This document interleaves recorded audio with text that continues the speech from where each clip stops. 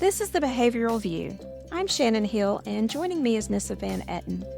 We're your hosts for candid conversations about applied behavior analysis. No gimmicks, just real talk, practical tips, and maybe a few laughs. Come on and join us. Let's have some fun. Hey everyone, would you like to get at CEU for this episode? Listen closely for the announcement of 3 secret words delivered throughout the episode. Take note of those words, and we'll tell you where to go to get your CEU when the show is over. Hi, everyone, and welcome to the Season 4 premiere of the Behavioral View. We're so excited to be back this year. My name is Shannon Hill. I am the editor-in-chief at CentralReach Institute.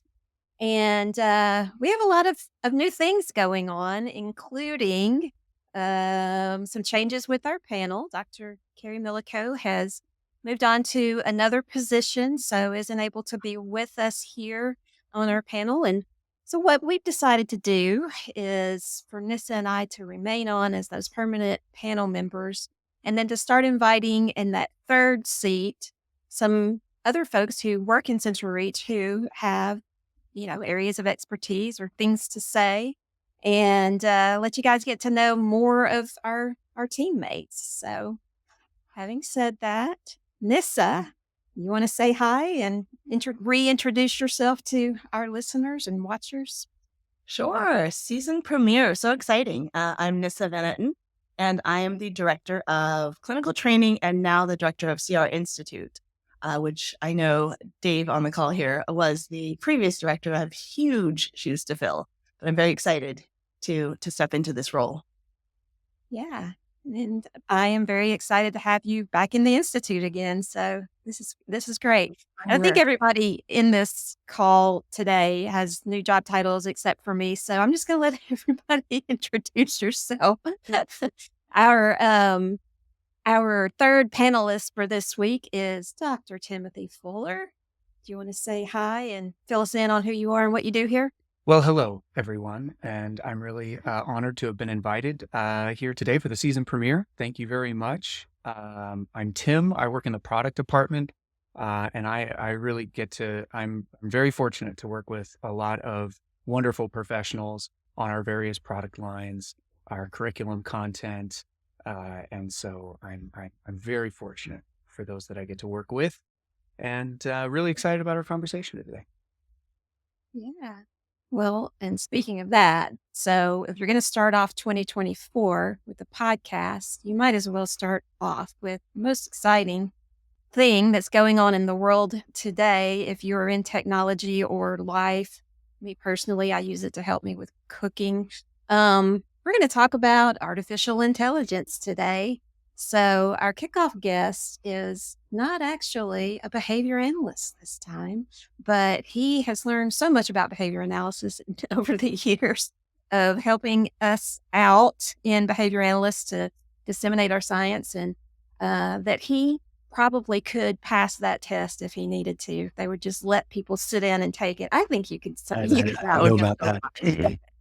So this is Dave Stevens, as Nissa said, my former boss at CR Institute, who has moved into a new role. You want to talk about that?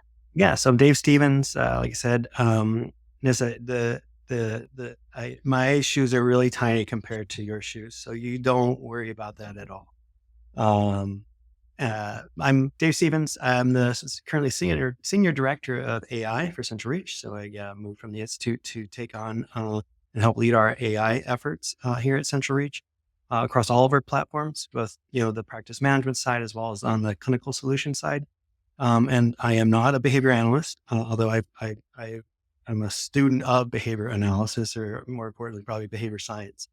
And I got I earned my teeth, I guess, in the business. I co-founded a company called Chartlytics with Dr. Rick Cabina, where we helped digitize the standard acceleration chart and precision teaching. So I learned from amazing behavior analysts and precision teachers out there. And I've been a sponge ever since learning about this science in 2014. So I have a library of behavior analytic books that I read. I've been known to read journal articles and just really geek out on all of this stuff. And, I think my gift is being able to connect dots for things. And so the more I learn about behavioral science and behavior analysis, I can kind of apply my techno hat, my technologist hat to help figure out how to, digitize or make it more accessible. So in that whole democratization and dissemination side of things, like get people using the best of the science in their day to day. And that's what I wake up every morning. So happy to be here on the first episode. And I didn't go far, Shannon. So, I'm only a Zoom away. Oh, I know.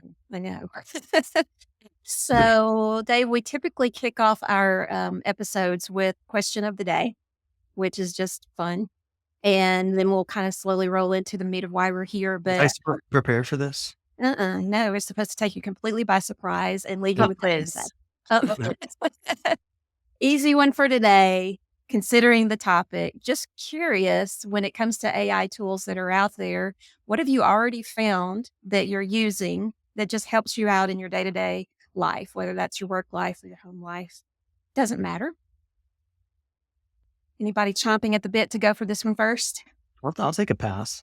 All right. So I have the ChatGPT app on my phone, and on the phone you can talk to it and it talks back to you in one of their most amazing voices that you can't tell it's a computer voice. And I find myself almost in every conversation I'm having with the family, it's like we don't Google search anymore. It's like I just get the phone and we have the conversation with ChatGPT. And the funny thing is we were playing this game called Bonanza. It's like a card game. You plant beans and you harvest the beans, and it's like kind of a neat card game, but it's kind of complex. And you trade with people and you do all this kind of stuff. And we had a question about the rules. And I was like, well, I'm not going to go read that thing because number one, I didn't have my reading glasses. And then two, it's like, it takes forever to read the manual. So we just asked ChatGPT like on a whim, hey, we have this question about Bonanza. And it knew everything. And then it told us we were doing it wrong. It was like, well, we want to play by house rules. And then it was like, oh, okay. If you want to play by house rules and everybody agrees, then it's perfectly fine to extend your trade across turns. And it was just amazing. And so we find ourselves just using it for everything. Like I think it really has replaced search for me. I very rarely go to Google first, unless I'm looking for, something to buy or something. But if you just want to know something about something, it's like gives you a great starting point, even if it's inaccurate. And we can talk more about this.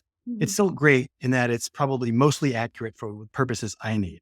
Yeah. So I find it very helpful, and I can't wait till it's more integrated into my day-to-day workings. I can't help myself. I have to interject here because I teach a class too. And we were talking last night about how to verify your sources and, how do you dig through and find out who these authors are and what this institution is. And I told them, like, don't waste your time Googling that. You take that straight to ChatGPT because the errors are going to be much less, and the depth of research that it's going to do is going to be unpaid. So I'm curious I'm hoping that that's always true, that you can't pay to get to the top of what ChatGPT says, but it's been a huge advantage for me as well. But that's not my answer. I just can't help piggybacking on yours. What is your answer? Do y'all want to hear my answer now? Go for it. I'm going to go for the hard stuff. So I'm a behavior analyst, and I took some coding classes in high school in the 1980s. And then I had to learn to code a little bit in college and grad school because that was the only way to do your stats. And that's the beginning and the end of my coding career. So now I struggle to even remember what a formula looks like in Excel. So ChatGPT has the plugins and everything to do your data analysis and to help write code for you. Here we have one guy, shout out to Chaz Walker, you're amazing, at CR Institute, who does our technical stuff and gets me my data. That's my thing, give me my data. But he has to report to more than just me. I only get him one day a week. So in order for me to start getting some data in a faster way, I was letting ChatGPT code for me and then just plugging it in at Google Colab. I don't know if you're supposed to say that, Collab or Colab. I'm not sure. And then it was just producing whatever I needed. And it has been absolutely amazing. But then I found you start running into some headbutting issues sometimes when using it as a plugin. And I discovered that it was actually coming from Julius. So Julius is another AI platform that's just what it does. It writes your code for you. The interface is beautiful. You don't have to know anything. It's gentle. It never tells me I'm stupid or why didn't you do that right. It tells me how to fix it if I did it wrong. It's the most loving teacher ever. And so the good thing about this, and I think we can talk about it, I know people are fearful of AI taking over. It's not just doing this for me, it's teaching me what it's doing and why it's doing it. And so now I'm able to actually do more coding on my own without having to go into the tool. Yeah, the AI is going to be the most amazing teacher we've ever had. It's the most passionate and patient learner, not passionate, patient learner, and just walks you through step by step. And great. Apologizes to you every time you make a mistake. Well, Tim and Nissa, how about you? What have you stumbled onto? Go ahead, Nissa. You want to go for it, Tim?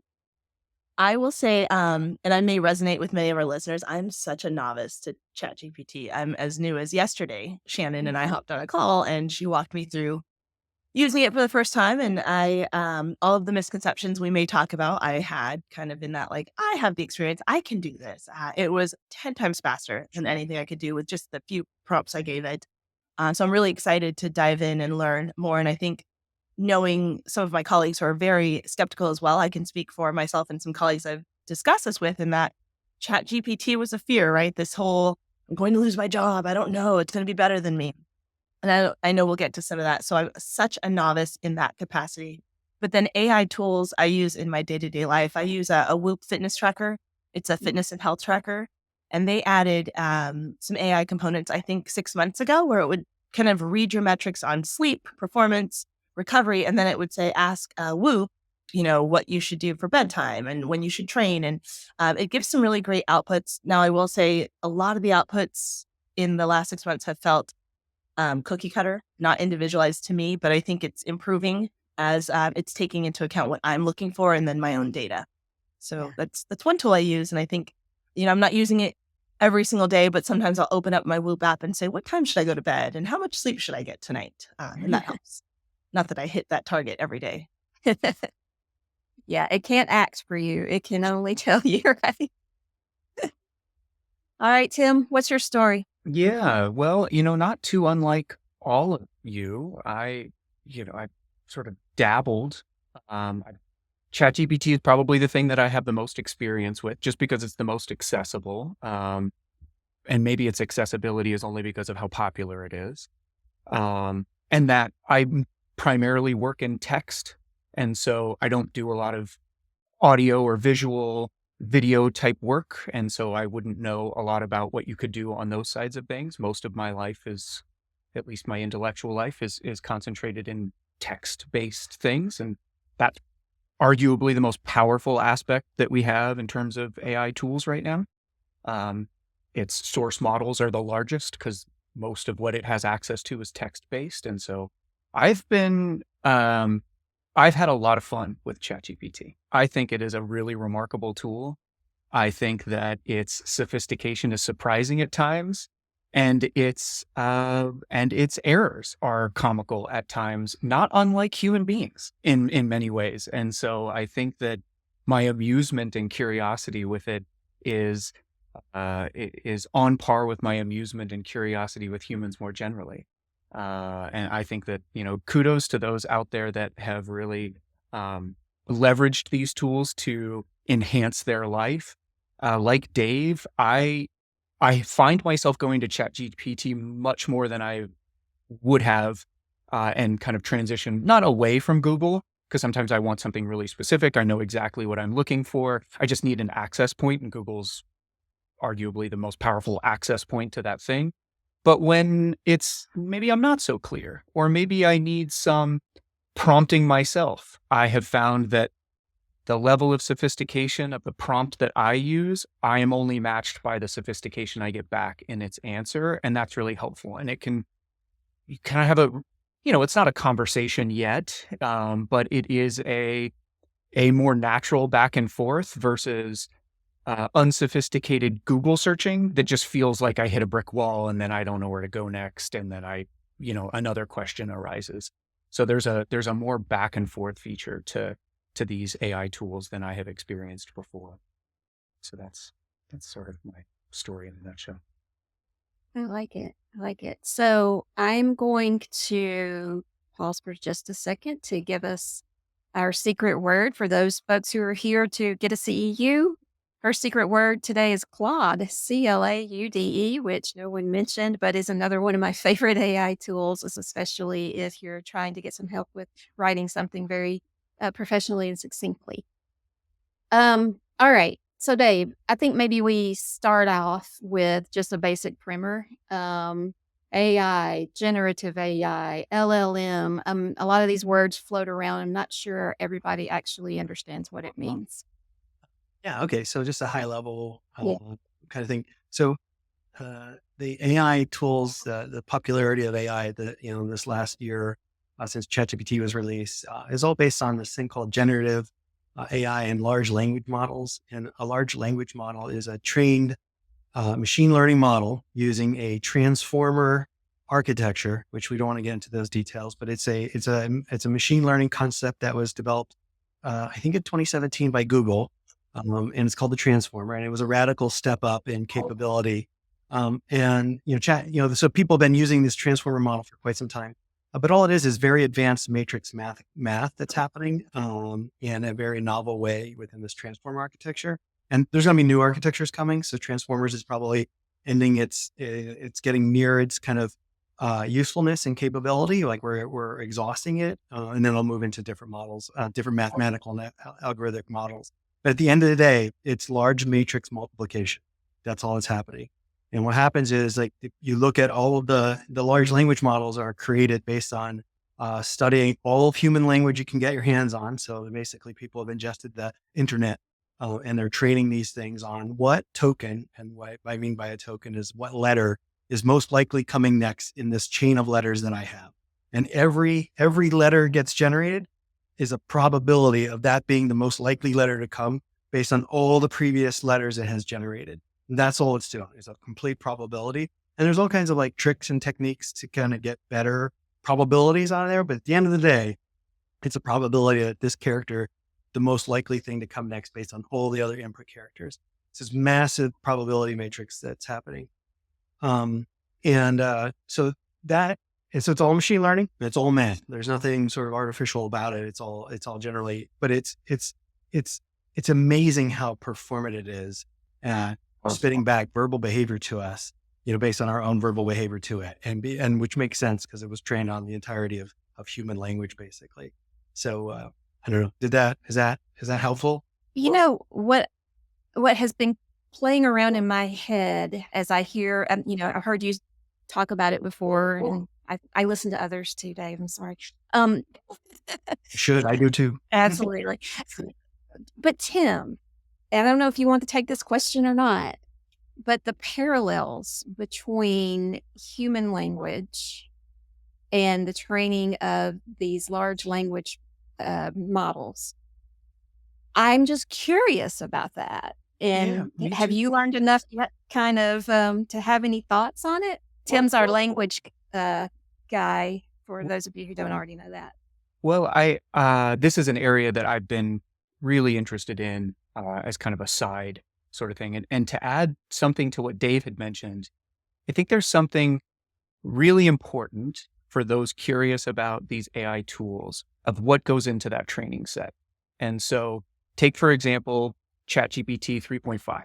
Their training set, I think, ended in 2018 from the content that it pulled from. And so it stopped there. And it doesn't pull from copyrighted information. And so for those interested in perhaps what might be accessible in a behavior analytic journal, for example, it's not pulling from those. At least not what it says that it can pull from. I mean, the internet's a weird place, and how protected your copyright information is up to debate. And so there are much more authoritative voices out there that can talk about some of the problems that some of these sophisticated AI tools are having in making sure that they are protecting what is supposed to be protected. So that's an interesting thing to look for. But I think for skeptics out there, and I think it's important to be skeptical about this, understand what you can about the training and source material that it's pulling from, and what it isn't able to pull from. And that can help you. So for those students out there that might be interested in leveraging these tools in helping write research papers, you're still going to have to do the research. You're still going to have to read those things. And a lesson learned many, many years ago is that, your calculator is really helpful, but if you don't understand the math behind that calculation, you're not going to be able to leverage that knowledge later when it may be useful for you. And for some of you out there, you may think, well, I'm not going to need that knowledge. I don't need that math. Okay, well, then you might be able to leverage harder on those tools. But for those that are studying a really specific topic, like behavior science, for example, probably want to invest the time necessary to really digest that information and not just be reacting to content delivered to you through a tool. That's just feels like a reasonable thing to say. Now, Shannon, to your point about how much does this map on to language, we have a lot left to learn about the conditions under which human beings generate the type of language that it does. And what AI is good at is not what human beings are good at. There's a distinct difference between the kinds of things human beings can generate and the kinds of things that AI can do really well. And I heard this, I think it was with an interview with Mark Andreessen. For those old tech folks out there, that guy's been around for decades. He's funded half of the internet. He's a pretty prominent voice in that space. But he said, I think this is attributed to him. I could be completely wrong. But he said, what AI right now is good at is brute force. It can take all of this knowledge and then it can kind of spit things out in really concise and clear ways. Human beings aren't really good at dealing with huge amounts of knowledge that way. We do things much more subtly, and it's much more individualistic. And so it's not the same thing. It doesn't produce natural language the way we produce natural language. And that's okay. It's more of a compression of the language that's been published, right? It's just a mathematical model of these characters are most likely to come next. It's not generating, when I said verbal behavior happens because there's a reinforcement as you're talking to somebody else. They either understand you or they don't. There's no reinforcement function here, although there is a whole thing called reinforcement, human feedback learning, but not the way that we, humans do it or animals do it, right? And so it's not, and the other problem with AI today is that it doesn't understand causation, right? Almost all of our behavior is because we know in the natural world, our behavior causes things to happen. AI doesn't know that. AI looks at it from the other side that these things probably happen. It doesn't understand the causation yet. And so if anybody wants to dive into the current state of the art, Yan Lee Kun, who's the chief AI architect at Meta, Facebook, has an amazing talk about all of this brain systems that they have to build to actually create AI that behaves more like humans. So it's fascinating, actually. Well, even to that point, Dave, I think so there's even disagreement about the level of causation inside the science of human behavior, whether it's in psychology more generally or within behavior analysis more specifically. And I think that one caution that I would have for behavior analysts is I would not ignore this space. Even that point about reinforcement learning, much like those in the gambling industry that know schedules of reinforcement probably better than most behavior analysts do, they've got those things down. We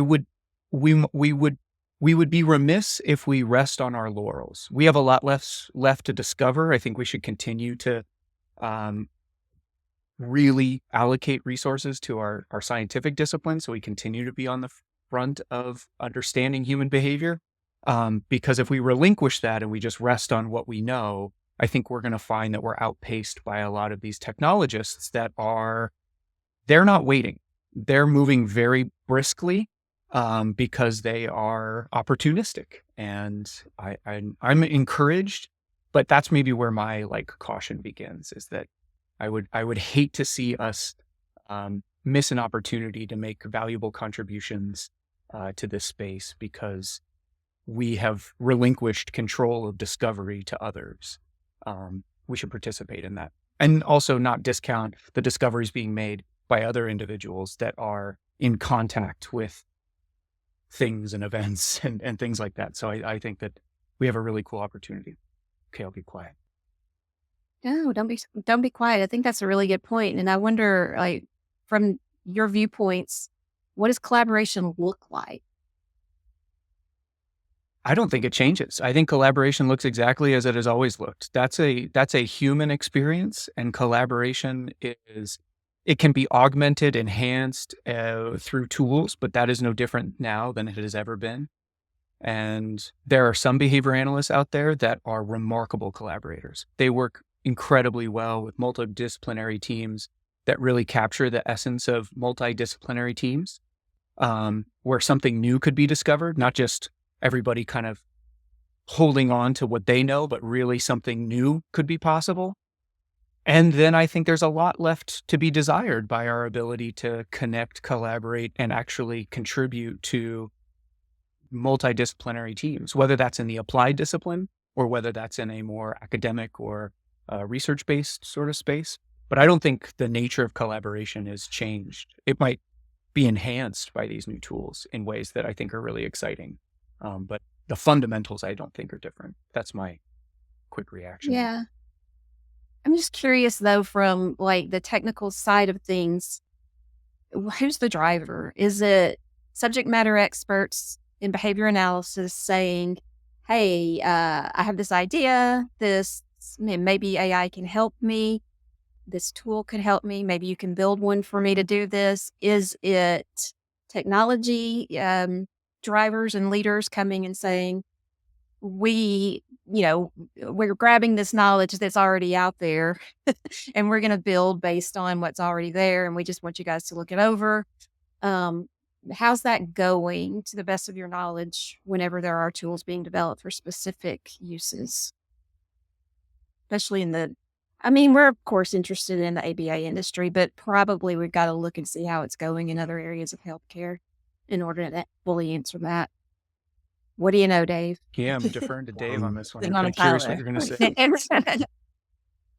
Well, I had an interesting conversation with my doctor the other day, and we were just talking, and they use Epic at the hospital I was at, and it's just a routine checkup.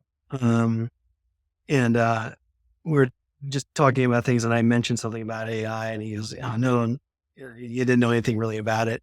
I go, "Well, Microsoft and Epic have been partnering, and they're trying to address like clinician burnout." He goes, "Oh, thank God!" Yeah, it was amazing. And he told me a story where he gets, on the average, about 40 emails a day through the messaging thing, which is great, right? It's for patients. You can just email your doctor. Problem is the doctor has to read all of those and respond. And sometimes like he gets a multi-page email where sprinkled in this whole life story about where this person is or the symptoms that they're concerned with. And he gets 40 of these. He says it takes him anywhere from 15 to 20 minutes to very thoroughly respond and read one of these things and then give a good sort of recommendation. And what has happened is, because of the volume that he gets, he can only spend a few minutes. So he has to very quickly scan and then give some really generic guidance. And he said it's killing him because he wants to do more, but can't spend 15 to 30 minutes on every email. What he's hopeful for AI is to not necessarily answer, but to prepare something for him to review to then answer. And because the tools, as we've seen in some of the work we've done, that they're very good at summarizing and pulling out details out of a mass amount of text. So they're good at filtering and finding meaning. I think that's the biggest jump for AI right now in these large language models, is they can understand meaning of text versus, trying to search for something and you don't get the terms right. So you don't get what you're looking for. Everybody's had that experience. Yeah. They're very good at understanding what you're meant to do, or at least the probability of what you're meant to do. And so for him, he's excited about being able to use these tools to reduce the administrative burden that he has, so he can see more patients, but also be more thoughtful in his response to patients. And so I see a huge amount of applicability, across the board on, sort of admin related type things where these tools, like a calculator, can help us do things much more quickly, but we still have to do, we are still responsible for those outputs. I see a huge opportunity for AI to help reduce that sort of it's like everybody having a junior assistant, but you're still responsible for that output. Like it's your output. You put your name on it. One that makes me think a lot about, when I finish a clinical session, and let's say I'm an RBT and I've got 5 sessions in a day, maybe 4, because it's a couple hours. But the time it takes to complete soap notes at the end of, the session, it's in some of the organizations I've worked in, it has the prompt of some drop down keys. So was the client there? Were the parents there? Where was the session? And there is a prompt that might say, complete in your own words in less than 2 minutes what direction the session went. And then as the RBT or the BCBA, you would kind of type in your notes on what happened in the session, utilizing your behavior analytic language. But there have got to be ways in which AI can support that and expedite that process. So, in a matter of 4 sessions, that's a good 20, 30 minutes of filling in soap notes for your day. But then you're driving home at the end of the day. Are you doing it at the home? Are you doing it once you've gotten home? Who's paying for that? There are a lot of discussions on efficiency and utilizing a lot of the software to ensure that our soap notes are individualized, capture the session we conducted, but also done in a timely manner so they can be submitted.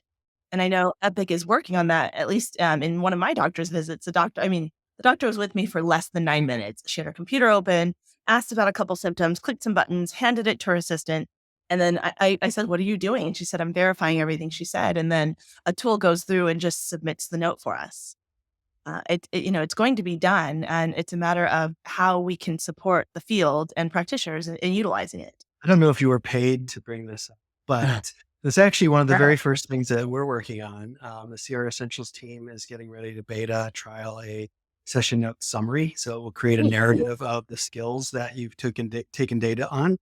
And so we're working with some beta customers on that. And we're looking to do the same thing, right? Like a lot of people, their teams will put the notes in at the end of the day. And like you've just met 5 clients and like, how much are you going to actually remember? And it's tedious to flip back and forth between the data you collected and then summarizing it. So we're getting some very cool performance out of the tools to generate the narrative, but still make it, you still have to read and approve, and you can edit it and change it and all that stuff. Our number one sort of mantra or rule for these tools is that we always want the clinicians and the technicians to kind of be in charge of the final output. Never will we like say, hey, we did this for you and we submitted it. We'll never go there, at least anywhere there in the foreseeable future. And so what I like about that is you are reducing that administrative burden by and the ultimate goal of ABA is to maximize one-on-one time, right? Eyes to eyes, not eyes to the computer, right? Yeah. And unfortunately, just as in that doctor visit, my doctor literally sat at the computer, like I was over here, and I would like see like, the back of his ear the whole time, like the whole time he's just like clicking buttons. He goes, hey, I would love to just have the device in front of me, recording what we're talking about and realizing that we're bullshitting. Can I say that? Can you swear? Yeah. Yeah. Okay. Or we're talking about stuff that he has to go put in the notes. I was like, I bet I could do this. So we got it out and we got segued. But anyway, I was like sending all my medical information to ChatGPT, but, yours and only yours. Exactly. That was me. And I didn't really care, but, yeah. So and I think there's a lot of areas where we can just help be that assistant to the people doing the work, where we're trying to maximize one-on-one time. We're trying to make sure the technology is as transparent to that process as possible, to help, one, reduce that administrative burden, but 2, help perhaps even make a better note, right? Like the AI, like, Tim said, it's going to keep all that information in its sort of working memory and process that. Like it's not going to collude the 5 different people you saw and mix and match kind of what happened. It's going to basically just read what it has, process only that and what it has, and then generate a starting point for you to review. And our hope is we can get about 80% of the way there. Sometimes we'll get 100, sometimes we'll get less, but about 80% of the way there, you're all you have to do is kind of minor edits, adjustments, maybe add some things that we didn't have the data on, like, like we had some behavior problems where my, little John, little Dave, I'll use myself. Little Dave was running out of the room because he didn't want to do his math, or whatever skill it is.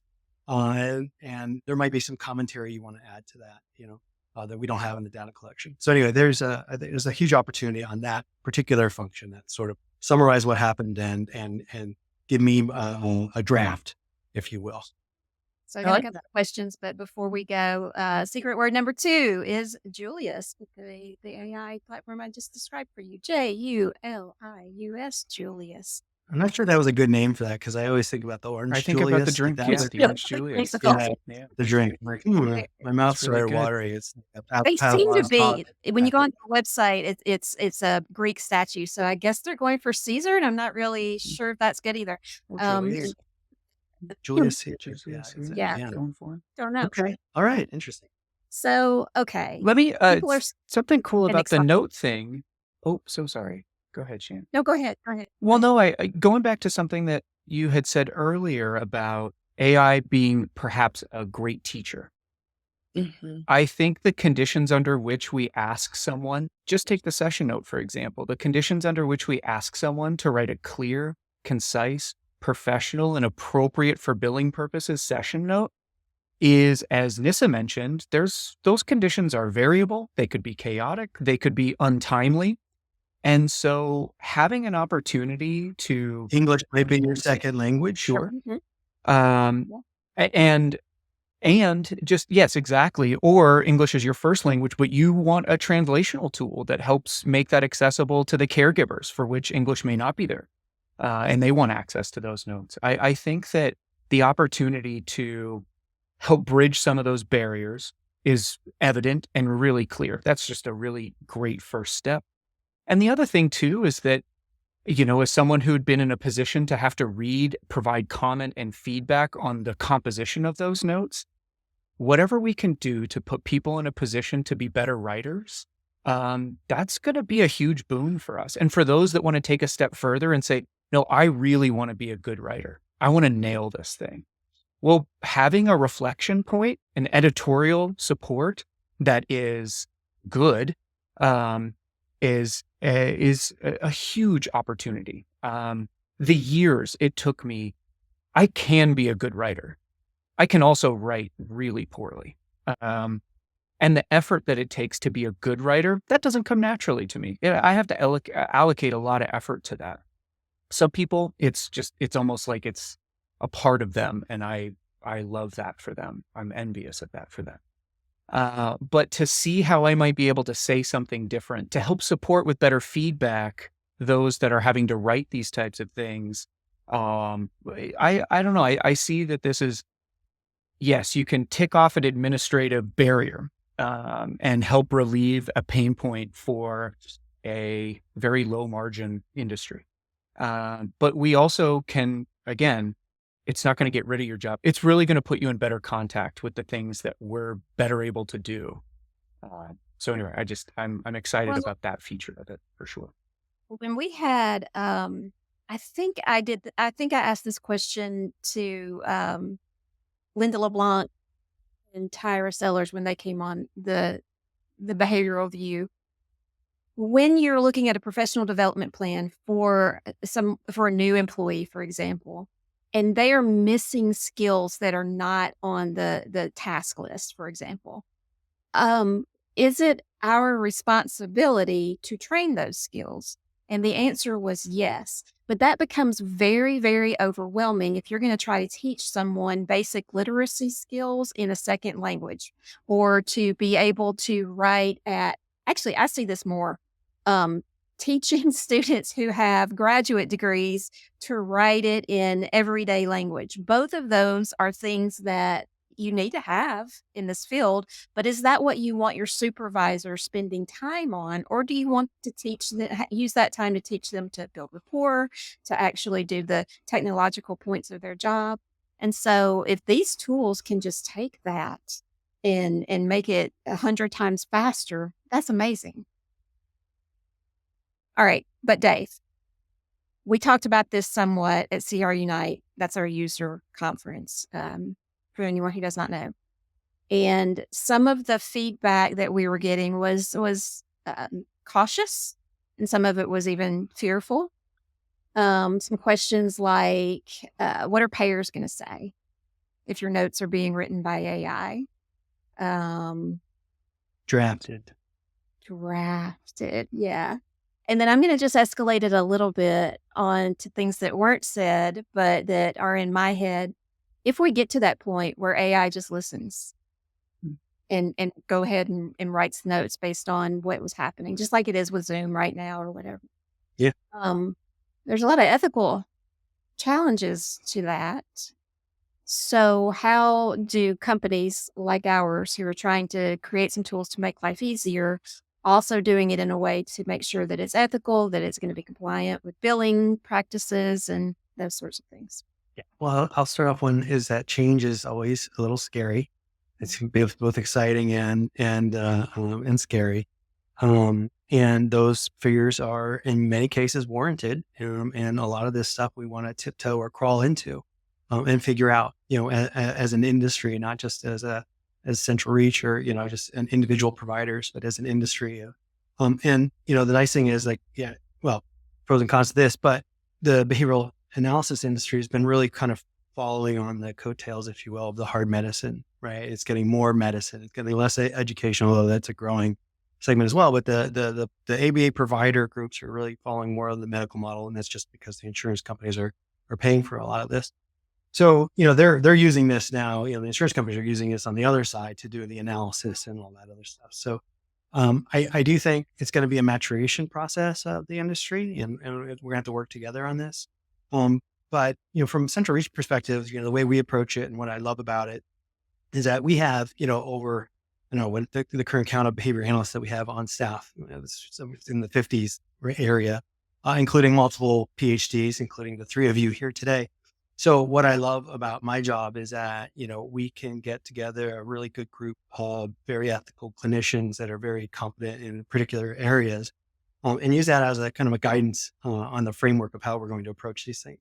So we've recently instituted our scientific advisory board under Dr. Riccabina, put that together for us. So we're in the process of developing a framework, hierarchical framework where, we pose these types of ideas, like, the technologists are going crazy and wanting to get this stuff out there, obviously, right? But then we can work with our clinician team, including you three, to say, hey, all right, what are the ethical implications of this? What models and what biases are going to be in the data that, if we're going to use a model, how could it manifest out in the wild? And, we've been hard at work at putting together a framework. We have a privacy by design framework in the product and engineering team, where we go through a checklist of all of the data we're going to use, what data we're going to touch, where's that data going to be stored, and so forth. And that supports our HIPAA compliance and our SOC 2 compliance effort. And so we're going to piggyback on that process a little bit and saying, okay, we're going to implement an AI feature, and we have dozens of AI features that we're working towards. What are the biases inherent? What ethical considerations were made as part of this? How are we going to keep the technicians and the clinicians in the loop? What's the ultimate, kind of purpose of the function and so forth. So we have a pretty exhaustive document. It's not done yet. It's several pages of checklists that a product team or an engineering team, will go through to validate and verify, what we're doing. But at the end of the day, I think it comes back to the fundamental. We have a crawl, walk, run sort of mindset here, where we're going to start crawling and sort of sprinkling in sort of AI capability across the platform, which is tons of breadth. And then slowly we'll move into depth, where we're helping use these more advanced analytic models, neural networks, and all these other kind of machine learning things to help inform decision making. Basically on sifting, the best analog, I guess, is there is the whole needle in the haystack. Well, AI, when we're always searching for the needle, it's very hard, right? We only have so much time. We only have so much working memory. We have so much good memory of what's happened in the past. What AI is very good at is finding that needle by burning down the haystack. And that might be the wrong analogy, but that's how it was described. It's like, don't look for the needle, just get rid of the hay. And that's what AI is very good for. And I think that's where in the near term, it's going to be very helpful for clinicians and technicians and even the administrative staff of really helping them focus on what needs to be focused on and clearing out the noise, in the signal, getting more signal out of that. So long story short, we have a pretty cool framework. We have a great team that we're working on and relying on to help guide these efforts. So we do one more secret word. And this one is Ophelia, Ophelia, because what I have noticed is the ones that have names are all men's names, and it's time for a female name to be coming up through here. And I like a lot. I love that song by the Luminaires. I mean, It's a one of my great favorites. If we're going to stick with old school names, we're going with Ophelia on this one. All right. So, last segment here, we actually have another panelist today. Thought, given the topic, what would ChatGPT want to ask Dave Stevens? Oh my goodness. I know. And it gave me 10 questions for you, Dave. So, some of them we've already gone. Can I ask what the prompt was? Yeah. The prompt was, I am interviewing the director of AI for CentralReach today in my podcast. Can you recommend some questions? Very good. Very direct. Oh my goodness. Yeah. All right. So I like this one. Can you describe some of the most innovative AI projects currently underway at CentralReach and their potential impact on the healthcare providers and patients? Now, you've given us one example, but is there anything else you're at liberty to talk about? I'll dodge a little bit, but the majority of the work right now is focused on the administrative burden, right? We hear a lot about clinician burnout. These EHR systems, while very beneficial to the business, arguably get in the way a little bit of the clinical work that needs to be done, and kind of helps with that. When you find yourself spending more time kind of feeding the beast, if you will, than spending time with your customers, or your clients, I think there's a lot of work that we can do there to help free that time up and at least make your time more productive from the clinical side perspective of things. So just I think you'll see a lot of things coming out here in the near term on the admin side. I think, if we and that's on the crawl, what we kind of consider crawl. If we go to the run side, I think there's a lot of opportunity to use data. We have over 3 billion data points across the financial and clinical side of things. We generate over 1 billion data points a year now with the customer base. And so there are many, many, many, many needles in there to kind of learn from and create decision informing models. I don't want to call them decision making, but helping people understand the trends and things that are happening. And while that can be scary from a behavior analyst standpoint, I think we're pretty far away from on a per client basis. But if you think about systematically, like how can data help us improve our systems? I think we're sitting on tons of data that can help in the near term on that side of things. I'm curious, those of you, Nissa and Tim, because for me as a behavior analyst, I'm one of those strange people. I love change. I get bored. I don't want to do the same thing every day. But so maybe I'm an outlier. But to me, that help with decision making when you've got all of these data points, even on the individual level to look at. And with visual inspection being the hard science that it is, I would welcome help of AI in the background looking at my client's data saying, hey, did you notice here we've got a week and a half of no progress? Or did you notice that when this RBT is on, they're making exponential progress? Maybe that just puts my eyes on, does that RBT, is that person ready to do some mentoring or showing how they're doing this? I think there's a lot of things that are not scary that are very exciting for a behavior analyst. Am I alone? No, you're not alone. I couldn't, I think it's right to have all of the voices in the room. There's going to be someone in the room that is like very afraid, and we should listen to that voice. That's an important part. And then there's going to be someone in the room that's way out in front and everything's possible and rosy, and your life is going to be completely and unrecognizable. We need to hear that and welcome that voice too. It's like that, an old Waylon Jennings song. He had a line that said, "The world is getting smaller and everyone in it belongs." And so I think that, if you're an observer like me, take all those voices in, find yourself among that.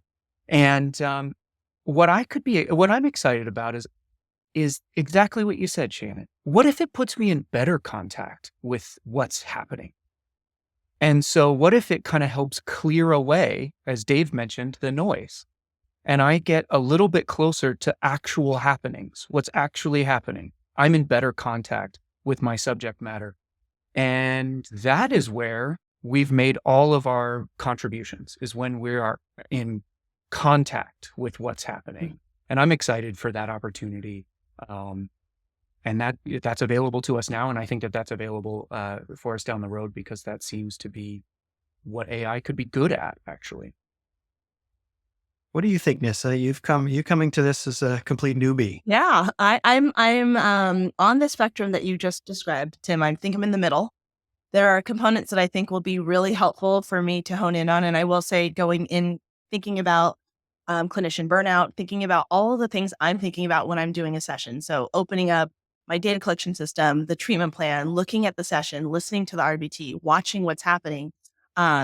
It is hard to hone in on what I should be focusing on, right? What did I submit to the funder? What is it that's happening in this session right now? Where are we going with this session? What is the ultimate goal for this learner?